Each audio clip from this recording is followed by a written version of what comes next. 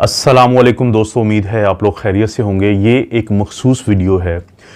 दिल के मामलात को लेके बहुत सारे लोग, ख़ास तौर पे जो नौजवान होते हैं, कभी कभी उनको ये शक पड़ता है कि शायद उनके जो दिल की बीट है या उनकी जो पल्स है, उनकी जो नब्ज़ है, वो मिस हो रही है या वो शायद बेतरतीब है। ये दो ऐसे शकूक हैं जिनकी वजह से कुछ नौजवान और ज़्यादा उम्र के लोग भी बहुत ज़्यादा परेशान होते हैं। तो इस वीडियो में मेरी कोशिश होगी कि जो पहला पोर्शन है उसमें मैं आम लोगों के लिए बिल्कुल आसान सी ज़ुबान में ये बता दूं कि जब कभी आपको इस तरह के मसले का सामना होता है और आप अपने डॉक्टर के पास भी जाते हैं, तो वो कौन से टेस्ट होते हैं जो करवाए जाते हैं ये देखने के लिए क्या वाकई आपकी जो दिल की धड़कन है उसका कोई मसला चल रहा है, या डॉक्टर जो मुख्तलिफ टेस्ट करवाते हैं आपका दिल को देखने के लिए कि उसका क्या स्टेटस है, और ज़ाहिर है आप भी ये जानना चाहते हैं। तो पहले जो हिस्से में मैं कोशिश करूंगा सादा ज़ुबान में उनकी बात करूं। सेकंड पोर्शन में थोड़ा सा टेक्निकलिटीज़ होंगी, थोड़ी सी मुश्किल चीज़ें होती हैं जो शायद आम लोगों को तो समझ में ना आए, लेकिन जो मेडिकल स्टूडेंट होते हैं या स्टाफ नर्सेज होती हैं या जो मेडिकल के मुख्तलिफ जो शोबे हैं उनसे उनका ताल्लुक़ होता है, तो वो शायद वो उसको समझ पाएँ। इसीलिए मैंने उसको वीडियो के दूसरे या आखिरी हिस्से में रखा है। अगर अब हम बात करें कि जब आपको अपने दिल की धड़कन जो है वो बेतरतीब या महसूस ये हो कि शायद वो मिस हो रही है, कि शायद जो आपकी नब्ज़ चल रही होती है, आपकी पल्स आ रही होती है, या आपको जो एहसास हो रहा होता है कि उसमें शायद थोड़ी वो रुकती है और फिर चल पड़ती है, या आपको अपने दिल की धड़कन कभी कभी महसूस होती है जैसे कोई क्लिक हुआ है। तो दो किस्म के लोग होते हैं, एक तो होते हैं नौजवान और एक होते हैं वो लोग जिनकी उम्र थोड़ी सी ज़्यादा होती है और उनको दिल का मसला होता है, यानी स्ट्रक्चरल हार्ट डिजीज़ होती है। सबसे पहले तो इस फ़र्क को समझना ज़रूरी है कि वो कैटेगरी मरीज़ों की जिनको स्ट्रक्चरल हार्ट डिजीज़ होती है तो उनको कैसे पता चलता है, जबकि वो लोग जिनकी उम्र कम होती है, जो नौजवान होते हैं, तो आम तौर पे उनको स्ट्रक्चरल हार्ट डिजीज़ नहीं होती। तो कैसे हमें पता चलता है? इसके लिए तो बहुत बुनियादी टेस्ट है एक, कि हम अपने दिल का एक अल्ट्रासाउंड करवाते हैं। मिसाल के तौर पे अगर आज आप जाते हैं किसी भी प्राइवेट हॉस्पिटल, मैं पाकिस्तान के पूरे एक सेटअप में बात कर रहा हूँ, तो और आप काउंटर पे जाके पूछते हैं कि मैंने अपने दिल का अल्ट्रासाउंड या एकोकार्डियोग्राफी करवानी है, तो आपको टाइम दे देंगे, आपको चार्जेस बता देंगे। आप अपने दिल का फिर ये जो टेस्ट होता है ये करवाने के लिए डॉक्टर के पास जाएंगे, उस दिए गए टाइम पे वो आपके सीने पे दिल वाली साइड, क्योंकि वो लेफ्ट साइड पे होता है, वहाँ पे कुछ जेल लगाएंगे और एक प्रोब को वहाँ पे घुमा के देखेंगे। ये एक अल्ट्रासाउंड की एक प्रोब होती है। तो वो जो प्रोब है वो आपके दिल की दो चीज़ों के बारे में आपको बताएगा कि आपके दिल की तमाम दीवारें ठीक हैं, कोई नुकसान तो नहीं हुआ, उनकी कोई पावर तो की ख़राबी तो नहीं है, और इसी तरह से वो आपको बताएगी कि जो आपके दिल के वैल्व होते हैं, जो वैल्व होते हैं वो दरवाज़ों की तरह होते हैं जो मुख्तलिफ दिल के चैम्बर्स हैं उनके दरमियान काम करते हैं। तो वो कैसे हैं? तो ये जो दिल का अल्ट्रासाउंड है ना, इसमें कोई शुआएं हैं, ना इसमें कोई आपको नुकसानदेह चीज़ है। तो आप अपने दिल को कभी पहले माजी में नुकसान तो नहीं हुआ, आपके दिल में कहीं पे खुदा न खासा सुराख तो नहीं है, आपके जो दिल के वैल्व्स हैं उनमें कोई मसला तो नहीं है। तो इनके जानने के लिए जो सबसे अहम टेस्ट है उसको हम कहते हैं दिल का अल्ट्रासाउंड या एकोकार्डियोग्राम या एकोकार्डियोग्राफी। एक तो ये चीज़ होगी कि वो लोग जिनको पता चलता है कि उनके तो दिल की कोई जो दीवार है उसको नुकसान हुआ है, या डॉक्टर उनको बताता है कि आपके दिल की जो पावर है जिसको हम इजेक्शन फ्रैक्शन कहते हैं, जिसकी मदद से वो पावर, जिसकी मदद से जो दिल है वो खून को पूरे जिस्म में फेंकता है, तो वो 55 से कम है। तो ऐसी सूरत में हम कहते हैं कि कोई शख्स जो है उसको स्ट्रक्चरल हार्ट डिजीज़ है। लेकिन अगर आपका अल्ट्रासाउंड जो है वो दिल का वो बिल्कुल नॉर्मल है, तो इसका मतलब है आपको स्ट्रक्चरल हार्ट डिजीज़ नहीं है। तो ये है मतलब स्ट्रक्चरल हार्ट डिजीज़ के बारे में जानने का, क्योंकि वो लोग जिनको स्ट्रक्चरल हार्ट डिजीज़ है, वो लोग जिनको दिल की जो कोई दीवार है उसको नुकसान हुआ है माजी में, वो लोग जिनकी इजेक्शन फ्रैक्शन कम है, तो उनके जो चांसेस होते हैं रिदम की ख़राबी के, यानी वो जो महसूस हुआ था कि शायद हमारे दिल की धड़कन में कोई प्रॉब्लम है, तो वो ज़्यादा होते हैं। उनमें एक बहुत बड़ा मसला होता है जिसको हम कहते हैं कि पीवीसी, यानी प्री मैच्योर वेंट्रिकुलर कॉन्ट्रैक्शन, कि दिल की जो धड़कन है, इसको मैं आखिर में जाके थोड़ा सा वजाहत कर दूंगा कि इसका मतलब क्या है। तो वो इन लोगों में ज़्यादा होते हैं, लेकिन जो नौजवान है उसमें स्ट्रक्चरल हार्ट डिजीज़ अगर नहीं है तो उसमें ख़राबी के कम चांसेस हैं। अब हम वापस आते हैं कि अगर किसी के दिल का अल्ट्रासाउंड ठीक है तो उनके जो डॉक्टर हैं और क्या बुनियादी ऐसे टेस्ट उनको बता सकते हैं जिससे ये पता चले कि इनके दिल की जो धड़कन है वो तेज़ है, इनके दिल की धड़कन में कोई प्रॉब्लम है, तो उसके लिए जो बुनियादी टेस्ट होते हैं वो 3 से 4 हैं। जैसे सीबीसी, कंप्लीट ब्लड काउंट, एक बुनियादी खून का टेस्ट है। अगर किसी में हीमोग्लोबिन या खून की कमी है तो आमतौर पे उनकी दिल की धड़कन ज़्यादा होती है, तो एक हम चीज़ ये देखना चाहते हैं। दूसरा फिर हम थायराइड फंक्शन टेस्ट करवाते हैं। ये जो हमारे यहाँ पे गर्दन के सामने वाले हिस्से में एक गदूद होता है जिसको हम थायराइड ग्लैंड कहते हैं। बाज़ लोगों में, ख़ासतौर पर नौजवानों में, ये बहुत ज़्यादा काम करता है, जिसको हम हाइपर थायरॉइडिज्म कहते हैं या थायरोटॉक्सिकोसिस कहते हैं। तो वो लोग हैं जिनके अंदर दिल की धड़कन जो है वो ज़्यादा भी होती है और बाज़ का तो बेतरतीब भी होती है। तो इसके लिए जो हम टेस्ट करवाते हैं उनको हम कहते हैं T3, T4 और TSH यानी थायराइड स्टिमुलेटिंग हार्मोन। वो लोग जिनमें थायराइड ज़्यादा काम कर रहा हो तो उनमें T3 और T4 ज़्यादा होता है आमतौर पे और TSH कम होता है। तो एक ये टेस्ट करवाया जा सकता है। और एक इंतहाई अहम जो टेस्ट है, दिल की धड़कन ज़्यादा है, दिल की धड़कन बेतरतीब है, इसके बाद या कोई बीट मिस होती है या पीवीसी जो मैंने बात की थी, प्री मैच्योर वेंट्रिकल कॉन्ट्रैक्शन, तो उसके लिए एक इंतहाई अहम टेस्ट है जिसको हम कहते हैं ECG, इलेक्ट्रोकार्डियोग्राम। जो इलेक्ट्रोकार्डियोग्राम है वो आपके दिल की धड़कन अगर 90 या 100 से ज़्यादा हो तो इसको हम टैकीकार्डिया कहते हैं। अगर 60 या उससे कम हो इसको हम ब्रैडीकार्डिया कहते हैं कि दिल की रफ्तार कम है। इसी तरह से अगर बेतरतीब हो तो डॉक्टर देखते ही बता देता है आपकी ECG कि आपके दिल की बेतरतीबी चल रही है, जिसको एट्रियल फिब्रिलेशन कहते हैं। इसी तरह से बाज़ औक़ात के आपका जो दिल है वो बीट को मिस कर जाता है क्योंकि एक प्री मैच्योर वेंट्रिकुलर कंट्रैक्शन या पीवीसी आती है, वो भी ECG से पता चल सकती है। तो ECG एक इंतहाई अहम और बुनियादी टेस्ट में से एक ऐसा टेस्ट है जिसको देखते ही एक अच्छा डॉक्टर बता सकता है कि आपके दिल में कोई प्रॉब्लम तो नहीं चल रहा।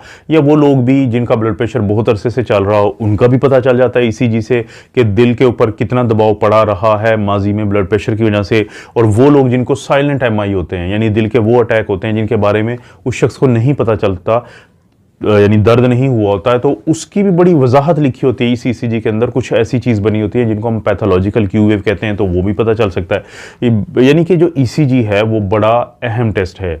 ECG, CBC और थायराइड का जो मैंने टेस्ट की बात की, बहुत सारे फिर लोग कहते हैं जी कि हमें तो महसूस होता है किसी वक्त, लेकिन जब हम ECG करवाते हैं तो वहाँ पे तो हमें कोई ऐसा प्रॉब्लम नहीं आता। तो ऐसे मरीजों के लिए एक टेस्ट होता है जिसको हम कहते हैं Holter monitoring test. Holter monitoring क्या होता है कि 24 घंटे के लिए, ज़्यादातर हम 24 घंटे का करवाते हैं, या बाज़ को 48 घंटों के लिए आपके ECG की इलेक्ट्रोड लगा दिए जाते हैं। आपने ऊपर शर्ट पहन लेनी होती है और साथ वो एक मॉनिटर होता है छोटा सा जो आपको दे दिया जाता है, या बाहर लगा लेते हैं या आप यहीं कहीं पे अपने कपड़ों के अंदर आपने छुपाया होता है। 24 घंटे आप अपना काम करते हैं, घूमते फिरते हैं, सिर्फ आपने रेडिएशन ज़्यादा वाली जगहों पे नहीं जाना होता है, मोबाइल को अपने इनसे दूर रखना होता है दिल वाली जगह से, और कोशिश करते हैं कि जैसे कोई जैमर्स होते हैं या रेडिएशंस होती हैं जहाँ पे बहुत ज़्यादा, वहाँ पे, और माइक्रोवेव जो ओवन होते हैं, तो इस तरह की चीज़ों से थोड़ा सा दूर रहना होता है। तो 24 घंटे के बाद फिर डॉक्टर आपकी जो 24 घंटे की ECG है, ECG आम ECG में और होल्टर मॉनिटरिंग में यही फ़र्क है कि होल्टर मॉनिटर जब आपको लगा होता है तो आप घूम फिर रहे होते हैं, आप अपने काम कर रहे होते हैं मुख्तलिफ, सिर्फ नहाने का आपने नहीं करना होता, अगर क्योंकि नहाना हो तो उस दौरान वो उतारना पड़ता है। तो 24 घंटे आपकी ECG में किसी भी वक्त अगर आपका कोई रिदम ख़राब हुआ, आपके जो दिल की धड़कन में कोई बेतरतीबी आई, तो उसका पता चल जाता है। अब सवाल ये पैदा होता है कि अगर आपको कुछ महसूस हुआ कि उस वक्त आपको लगा कि आपके दिल की धड़कन का प्रॉब्लम था, तो फिर आपको क्या करना है, फिर आपने फौरी तौर पे वक्त नोट करना है और अपनी वो कैफियत नोट करनी है, और वो आपने एक पेपर पे लिख लेनी है, ताकि जब डॉक्टर उसको एनालाइज करे पूरी 24 घंटे की ECG को, तो डॉक्टर को पता हो कि इतने बजे दिन को या रात को ये कैफियत महसूस हुई थी। तो उस एरिया पे भी फोकस करना पड़ता है देखने के लिए कि क्या वाकई उस वक्त कोई ऐसा मसला हुआ, तो इस चीज़ का पता चलता है। बहुत सारे लोग पूछते हैं कि फिर वो एक टेस्ट होता है जिसको कहते हैं ETT, यानी एक्सरसाइज टॉलरेंस टेस्ट या एक्सरसाइज स्ट्रेस टेस्ट भी इसको कहते हैं। तो ये फिर किस लिए होता है? ये दोस्तों उन लोगों के लिए होता है जिनमें हमें शक हो कि इनको खून की नालियों का मसला हो सकता है, इनको एंजाइना हो सकता है, लेकिन जब ये अस्पताल में आते हैं तो उस वक्त इनकी ECG नॉर्मल हो जाती है। तो ऐसे लोगों का फिर हम ये एक्सरसाइज टॉलरेंस टेस्ट या एक्सरसाइज स्ट्रेस टेस्ट करवाते हैं। इसका मकसद ये होता है कि किसी को हम ट्रेडमिल के ऊपर आमतौर पे दौड़ाते हैं और उसके बाद एक ख़ास टाइम के लिए दौड़ाते हैं। उस शख्स का या मर्द का या औरत का या लड़के का या लड़की का जो ब्लड प्रेशर है वो भी बढ़ता है और दिल की रफ्तार भी बढ़ती है। और जैसे ही दिल की रफ्तार बढ़ती है तो दिल के ऊपर दबाव पड़ता है। जब दिल के ऊपर दबाव पड़ता है तो वो ज़्यादा से ज़्यादा ऑक्सीजन की डिमांड होती है उसे। जब ज़्यादा ऑक्सीजन की डिमांड होती है तो अगर आपकी खून की नालियों में कोई ख़राबी है तो फिर या तो उस शख्स को अलामात आएंगी कि चेस्ट पेन शुरू हो जाएगा, या बहुत ज़्यादा थकावट शुरू हो जाएगी, या सांस की खराबी शुरू होने के चांसेस होंगे, या फिर आपकी जो ईसीजी को डॉक्टर या स्टाफ नर्सेज देख रहे होते हैं तो वहाँ पे हमें कुछ चीज़ें मिल जाती हैं जिसको हम कहते हैं एसटी डिप्रेशन की चेंजेस होती हैं। तो कितना ब्लड प्रेशर आमतौर पे जा सकता है इस दौरान? जब भी 220 से आपकी उम्र को माइनस करें तो वो हार्ट रेट है, वो दिल की रफ्तार है जो आप ले सकते हैं, जहां तक आप दौड़ सकते हैं। मिसाल के तौर पे अगर किसी की उम्र 20 साल है तो 220 में से अगर हम 20 को माइनस करें तो जवाब आता है 200, यानी आपका जो हार्ट रेट है 200 बीट्स पर मिनट तक जाना चाहिए। ये आपका मैक्सिमम है जो आप बर्दाश्त कर सकते हैं। तो उस दौरान देखा जाएगा कि आपकी ईसीजी में कोई तब्दीली तो नहीं आई, तो इसको कहते हैं एक्सरसाइज टॉलरेंस टेस्ट या एक्सरसाइज स्ट्रेस टेस्ट। तो ये जो वो बुनियादी टेस्ट हैं सारे कि जो करवाने के बाद फिर ये ही देखा जाता है कि आपकी जो ईसीजी के अंदर कोई ऐसी तब्दीली तो नहीं आई है कि जिसकी वजह से हम कहें कि वाकई जो आपको अपनी हार्ट बीट मिस होती हुई महसूस होती है या आपके दिल की धड़कन की बेतरतीबी है, तो वो पकड़ी जाती है इन टेस्ट से। जो तो यंग लोग हैं उनको घबराने की बिल्कुल ज़रूरत नहीं होती, क्योंकि ज़्यादातर चांसेस हैं, बहुत ज़्यादा चांसेस हैं कि उनको कोई मसला नहीं बनेगा। हाँ, एक ख़ास यानी हर 100 में से 3 या 4 लोग वो होते हैं कि जिनको खुदा न खास्ता प्री मेच्योर वेंट्रिकल कॉन्ट्रैक्शंस आती हैं, और वो जो प्री मेच्योर वेंट्रिकल कॉन्ट्रैक्शंस होती हैं या पीवीसीज या वीपीसीज भी हम कहते हैं, वेंट्रिकुलर प्री मेच्योर कॉन्ट्रैक्शन के नाम से, इनकी जितनी ज्यादा फ्रीक्वेंसी होगी यानी 24 घंटे में ये जितनी ज्यादा आएंगी उतना ज्यादा फिर दिल को खतरा बढ़ता जाता है। लेकिन अगर कोई कम आती है तो फिर इतना खतरा नहीं होता। अगर ज्यादा भी आए तो डॉक्टर जो है वो आपको दवाई देंगे, जो थोड़ा सा आगे जाके मैं जिक्र कर देता हूं। लेकिन वो लोग जिनको दिल का कोई स्ट्रक्चरल प्रॉब्लम है, जो मैं पहले जिक्र कर चुका हूं, जो दिल के मरीज हैं जिनकी उम्र आमतौर पे 45 साल से ज्यादा होती है, तो उनके लिए फिर ये जो वीपीसीज या पीवीसीज होती हैं ये खतरनाक होती हैं, हो सकती हैं खतरनाक। कैसे कि ये जो वीपीसीज होती हैं ये वजह बन जाती हैं दिल की धड़कन की मुकम्मल तौर पे खराबी की, जिसको हम कहते हैं वेंट्रिकुलर टैकीकार्डिया या वेंट्रिकुलर फिब्रिलेशन। क्योंकि जो पीवीसीज हैं या वीपीसीज हैं ये बाज़ औक़ात एक ऐसे टाइम पे शुरू होती हैं कि जब ये दिल का जो पूरा रिदम ही को ख़राब कर देती हैं। तो कोई भी अच्छा डॉक्टर, कोई भी अच्छा कार्डियोलॉजिस्ट, कोई भी अच्छा फिजिशियन या मेडिकल स्पेशलिस्ट जब आपकी ईसीजी में पीवीसीज की तादाद को बढ़ते हुए देखता है तो आमतौर पे वो आपको बीटा ब्लॉकर्स स्टार्ट करवा देते हैं। तो जो बीटा ब्लॉकर्स की दवाई है वो बड़ी अच्छी समझी जाती है कि वो आपके रिदम को बेहतर रखती है। इसी तरह से एंटी रिदमिक होती हैं जो हमारी एक बड़ी मशहूर है पाकिस्तान में भी और पूरी दुनिया में भी, अमायाड्रोन हम देते हैं। इसी तरह से कुछ लोगों को कैल्शियम चैनल ब्लॉकर्स दिए जाते हैं। तो आपकी कैफियत को देख के फिर डॉक्टर आपका फैसला करेगा कि आपको इनमें से कौन सी दवाई देनी चाहिए आपकी दिल की धड़कन के इस मसले को रोकने के लिए। क्योंकि खुदा ना खास्ता अगर आपका जो बार बार ये वीपीसीज आने की वजह से, यानी अगर किसी का दिल डैमेज है, वीपीसीज बार बार आती हैं तो फिर ये वीटैक या वीफिब हो जाता है। तो इस तरह के लोगों को आमतौर पे फिर हम एक आईसीडी लगाते हैं। आईसीडी क्या होता है? Implantable cardioverter defibrillator. वो एक आगे एक आला होता है जो एक मखसूस किस्म के लोगों को लगता है। लेकिन अगर इन तमाम चीज़ों से आपका ना पता चल रहा हो कि आपके रिदम के बारे में, या रिदम का तो पता चल जाए लेकिन ये ना पता चल रहा हो कि ये रिदम कहाँ से खराबी पैदा हो रही है, तो एक टेस्ट होता है मखसूस किस्म का टेस्ट, लेकिन सबका नहीं किया जाता। ये सिर्फ उन लोगों का किया जाता है जिनका मसला बहुत ज़्यादा, उसको हम कहते हैं ईपीएस, इलेक्ट्रोफिजियोलॉजिकल स्टडीज़ के। डॉक्टर क्या करता है कि एक कैथ लैब होती है, यानी कैथेटराइजेशन लैब, जिस तरह की वो लैब्स होती हैं जिसमें एंजियोग्राफी भी होती है, एंजियोप्लास्टी भी होती है। तो आपकी जो बड़ी नाली होती है आपके टांगों के दरमियान, जो ग्रोइन का एरिया है, तो वहाँ से यानी कि जो फेमरल आर्टरी से वो कैथेटर को डालते हैं ऊपर, और उस कैथेटर के जरिए फिर इलेक्ट्रोड भेजे जाते हैं दिल की तरफ। फिर दिल के मुख्तलिफ हिस्सों को मैप किया जाता है। मैप क्या होता है? नक्शा बनाया जाता है, जहाँ से ये पता चलाए जाने की कोशिश की जाती है कि कहाँ से दिल का जो रिदम है उसकी खराबी पैदा हो रही है। और जब एक दफ़ा पता चल जाए तो फिर उस ही एरिया को एब्लेट किया जाता है। एब्लेट क्या होता है कि उसको जला दिया जाता है, ताकि वहाँ से वो जरिया ही ख़त्म कर दिया जाए जहाँ से ये दिल की धड़कन की बेतरतीबी या मिस होने का जो अमल है वो जन्म ले रहा है, ताकि किसी आगे की बड़ी मुसीबत से बचा जाए। एब्लेशन जो होती है, ये जलाना जो होता है, वो बाज़ का रेडियो फ्रीक्वेंसी वेव्स होती हैं, बाज़ का जो क्रायोथेरेपी के बहुत ज़्यादा कोल्ड टेम्परेचर, ये मुख्तलिफ हल होते हैं जो आपका डॉक्टर आपको बताएगा। और इस तरीके से फिर मुसलसल यानी मुकम्मल तौर पे आमतौर पे छुटकारा हासिल कर लिया जाता है इस चीज़ से भी, यानी मालूम भी किया जाता है इलेक्ट्रोफिजियोलॉजिकल स्टडीज़ के ज़रिए, और ट्रीटमेंट भी किया जाता है इसके ज़रिए।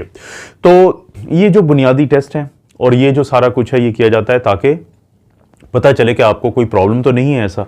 जैसे मैंने शुरू में जिक्र किया था कि अगर हम बात करें वेंट्रिकुलर प्रीमेच्योर कॉन्ट्रैक्शंस या प्रीमेच्योर वेंट्रिकल कॉन्ट्रैक्शंस की, तो जो ईसीजी नॉर्मल होती है उसके जब वो डॉक्टर आपका कोई देखता है तो एक होती है उसमें पी वेव, एक होता है क्यूआरएस कॉम्प्लेक्स, ये जो आपने देखा है।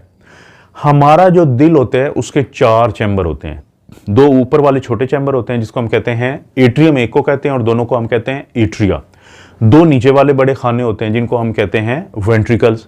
ये जो एट्रिया होते हैं जब ये दोनों कॉन्ट्रैक्ट करते हैं या सुकड़ते हैं तो इससे पहले एक अमल होता है जिसे हम कहते हैं डीपोलराइजेशन। तो उस अमल को ईसीजी के ऊपर डॉक्टर देखता है एक पी वेव की शक्ल में, ये जो आपको नजर आ रही है।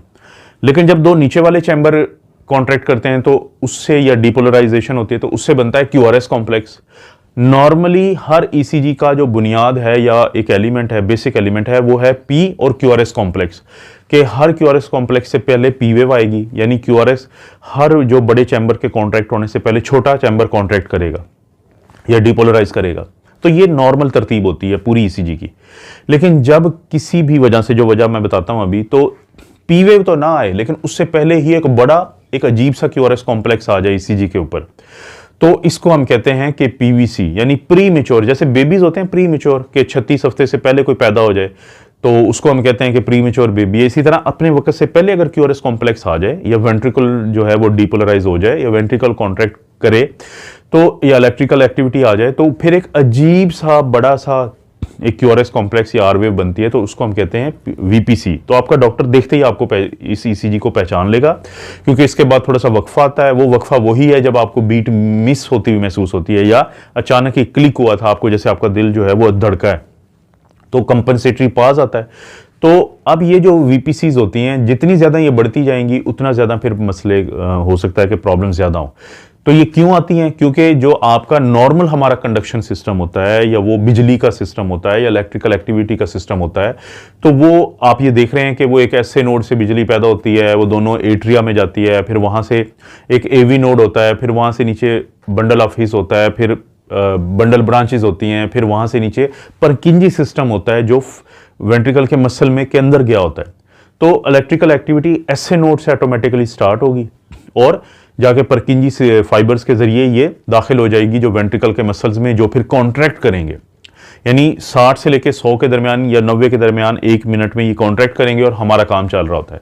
लेकिन जब कभी जो ये बंडल ब्रांचेज हैं, खासतौर पे परकिंजी फाइबर हैं, यहां से अचानक ही या वेंट्रिकुलर मसल में कोई एक एरिया जो है वो ज्यादा एक्टिव हो जाए, किस तरह पता चलता है कि बाज़ आप किसी का पोटेशियम कम होता है, बाज़ किसी का जो मैग्नीशियम कम होता है, तो इन लोगों में हाइपर एक्टिव हो जाते हैं, ये एरिया ज्यादा ऑटोमेटिक हो जाते हैं, वो एरिया जो आमतौर पे सोए रहते हैं। तो वहां से जब एक्टिविटी शुरू होगी तो उसको हम कहते हैं कि ये जो एक्टिविटी है इसने जो ऊपर से आने वाला निजाम था उसको दरम बरम करने की कोशिश कर रहा है, और इसको हम कहते हैं वीपीसी या प्रीमेच्योर वेंट्रिकल कॉन्ट्रैक्शंस। तो शुरू में जो बुनियादी मैंने टेस्ट बताए थे उनमें एक टेस्ट की कमी रह गई थी, वो था सीरम इलेक्ट्रोलाइट, कि जो हमने सीबीसी करवाया था, जो हमने थायराइड का टेस्ट करवाया था, जो हमने ईसीजी करवाई थी, उसी में इलेक्ट्रोलाइट भी बड़ा अहम टेस्ट है कि वो लोग जिनका पोटेशियम कम हो, वो लोग जिनका मैग्नीशियम कम हो, तो उनके अंदर ये जो रिदम की खराबी ज्यादा होती है, तो ये टेस्ट भी बुनियादी में आप शामिल करें। तो इसलिए ये जो अभी कभी भी आपका मामला खराब हो या आपको शक पड़े तो अपने डॉक्टर के पास ज़रूर जाएं, उनसे बात करें, उनको बताएं कि आपको ये कैफियत महसूस होती है, तो डॉक्टर आपके ये टेस्ट करेंगे और उसके बाद एक दफ़ा तशखीस हो जाए तो फिर हर चीज़ का इलाज मुमकिन है। वो आपको दवाइयों पे इलाज करेंगे, लेकिन अगर खुदा न खास्ता आपकी हालत ज़्यादा ख़राबी की तरफ जाने का डर होता है तो फिर आपकी जो बाकी सर्जिकल प्रोसीजर हैं या दूसरा, जैसे मैंने EPS की बात की, एब्लेशन की बात की, तो वो भी मुमकिन है दोस्तों। इस तरह की वीडियोज़ मिलती रहेंगी इस चैनल पर। लेकिन अगर आप इन दिल के अलावा शुगर, ब्लड प्रेशर और कोलेस्ट्रॉल के अलावा कोई वीडियोस देखने में इंटरेस्टेड हैं तो मेरा जो मेन चैनल है doctor Afzal critical care medicine, तो प्लीज़ उसको ज़रूर विजिट करें। आप अपना और अपनी फैमिली का ख्याल रखें। अल्लाह ताला आपको और आपकी फैमिली को हर किस्म की बुराई, बीमारी और आजमाइश से महफूज रखें।